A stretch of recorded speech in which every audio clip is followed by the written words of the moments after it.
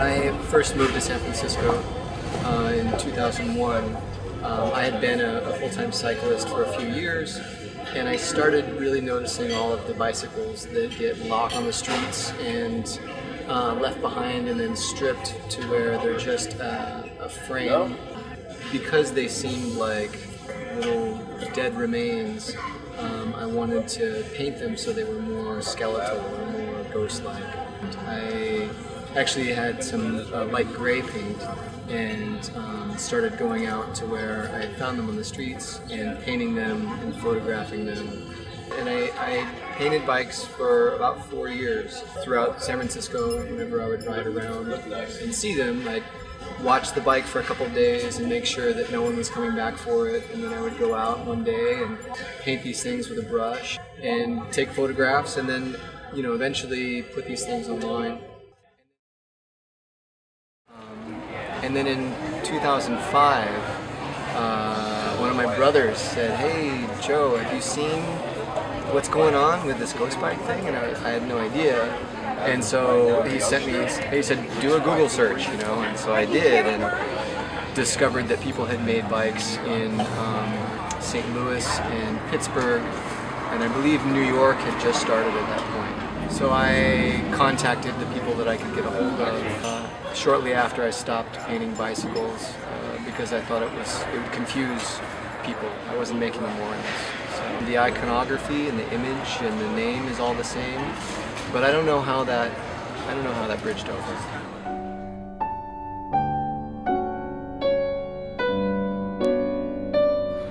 O movimento da Ghost Bike ele começou a crescer junto com o cicloativismo na cidade. A primeira Ghost Bike foi feita na Berrine, que foi em novembro de 2007. Então foi um clima bem legal. Tava a Mona Caron, que é uma grafiteira, uma artista de São Francisco, e ela veio pra cá, ela grafitou ali o muro da Praça do Ciclista. Cada um trouxe um pedaço da bike, pintou na hora e escolheu de forma aleatória um local que tinha uma morte de um ciclista. Saiu na mídia e foi a primeira Ghost Bike que teve em São Paulo. Acho que foi a primeira no Brasil. E 2 dias depois a prefeitura tirou. Então a partir desse momento já começou a abrir um pouco o debate.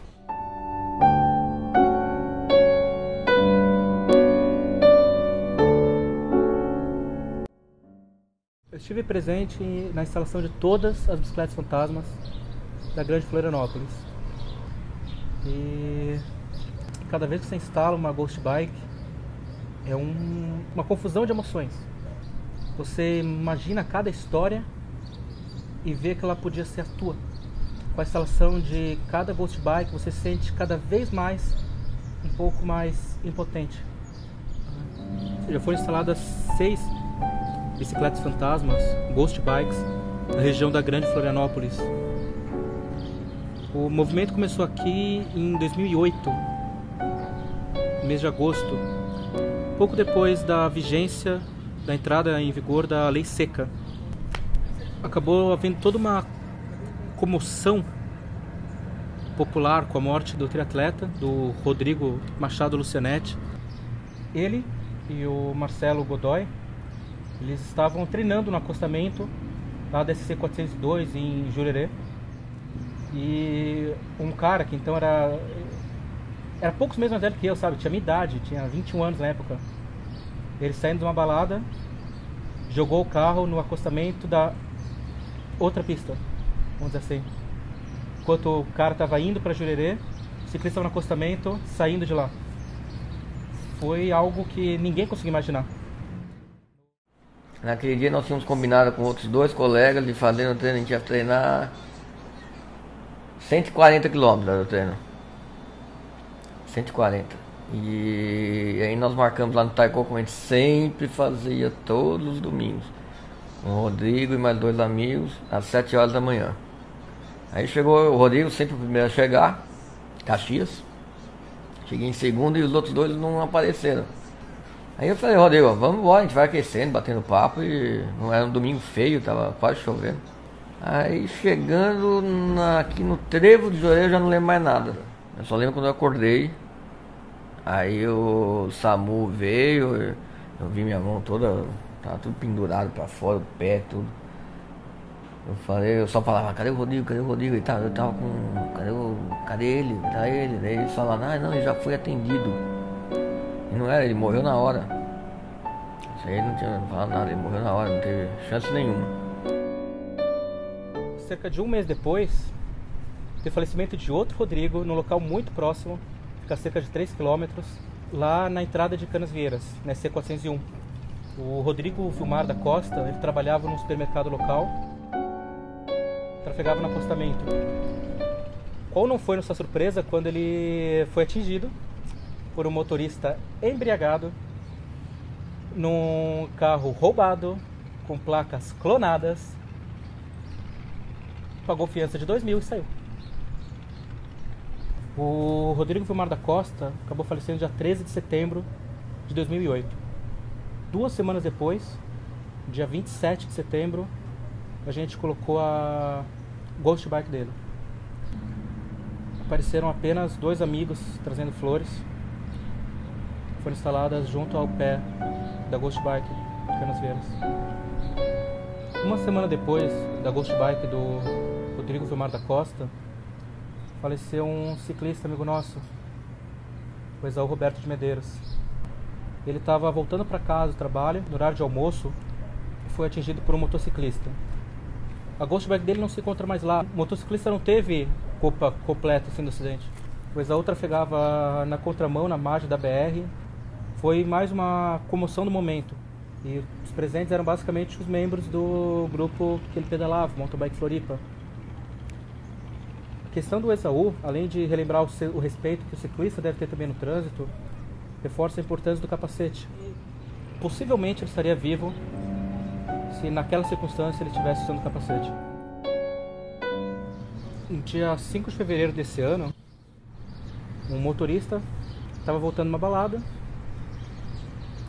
embriagado, acabou atingindo 2 guris, 2 jovens universitários. Há 1 ano e pouco eu comecei a praticar Kung Fu e foi lá que eu conheci o Emílio. Aí a gente sempre combinando as coisas, a gente resolveu um dia andar de bicicleta porque ia ter um churrasco, né, do Kung Fu nos ingleses. Os dois bem animados, né, 2º ano de medicina, empolgadaço com as coisas. E a gente começou a subir ali no João Paulo e de repente eu acordo no chão já. Tentei levantar e o pessoal não deita, te acalma. Aí eu perguntei pelo Emílio. Ninguém falou como é que ele estava. Falou, não, te preocupa contigo que ele já está sendo atendido e tal. A morte está sempre junto com a gente. Toda vez que eu passo lá, é uma memória. Vai ficar para sempre, não tem como. Nós aproveitamos a ocasião, instalamos também a Ghost Bike do Hector. O Hector César Galeano, ele faleceu na noite do dia 3 de janeiro de 2012, atropelado numa ciclofaixa próximo ao trevo de Canasvieiras, pouco depois da inauguração da duplicação de uma rodovia. O Hector era argentino, assim como quase 2.000 pessoas aqui na cidade, e tinha criado família aqui. A Ghost Bike do Hector foi num domingo, do Emília no sábado. Simplesmente na América Latina foi a primeira vez que foram instaladas no final de semana 2 Ghost Bikes. A 6ª Ghost Bike aqui de Florianópolis foi uma exceção à regra. Foi a primeira vítima fatal em uma rua do município. Na Avenida Madre Benvenuta, onde ele tombou, atingido por um motociclista, há 6 anos atrás devia ter uma ciclovia. O José Lentes, ele era funcionário de uma universidade, a UDESC. Ele havia tido uns problemas de saúde tanto graves e começou a utilizar a bicicleta para contornar esses problemas. Ele tinha tudo para adquirir mais saúde, mas não. Por causa das condições do trânsito e da omissão pública, a opção dele por pedalar acabou se tornando acabou decretando o fim dele. O acidente com ele aconteceu próximo ao meio-dia, dia 31 de agosto de 2012. No mesmo dia já foi feita a primeira homenagem, um flash mob, deitaço. 5 dias depois, numa quarta-feira à noite, pouco mais de 150 pessoas tomaram parte nas manifestações no Pedal do Silêncio e na instalação dessa sexta Ghost Bike da cidade.